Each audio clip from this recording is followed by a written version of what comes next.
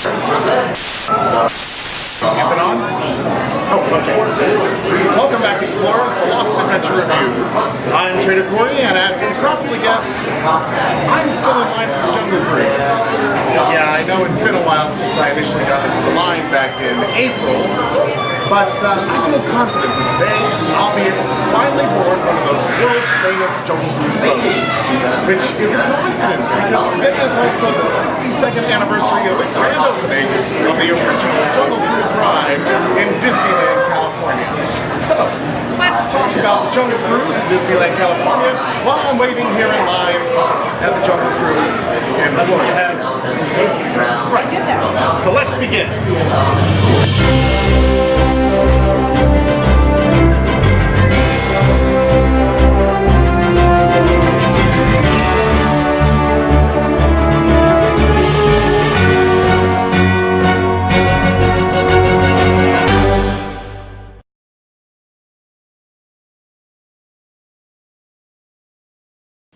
This story, like all stories involving the Disney parks, begins with a man with a dream, a vision to one day create the world's most famous jungle safari.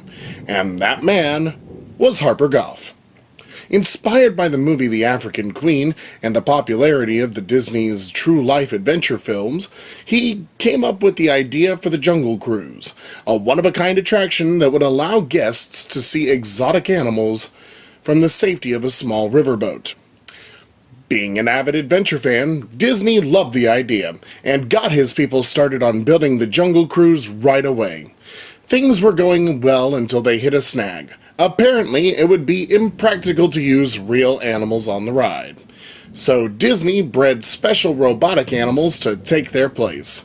Well, after a year and a day, they completed construction, and on June 17th, 1955, the moment everyone was waiting for finally arrived, the grand opening of the Jungle Cruise. Oh, and also a bunch of sideshow attractions opened up around it, but nobody cares about those. Finally, people could go on a jungle safari through what they call the Rivers of Adventure with a real-life skipper. Now, when the ride first opened, it was very different from how it was today, and I don't want to nitpick about everything that's changed since the opening, but you see the boats? Back when they first opened it, they were very pristine and white and even had candy striping on the canopy there. In fact, it wasn't until the Indiana Jones ride was built that they completed the theming of the attraction with period-appropriate props, a musical audio loop for the queue, and most importantly, an actual backstory.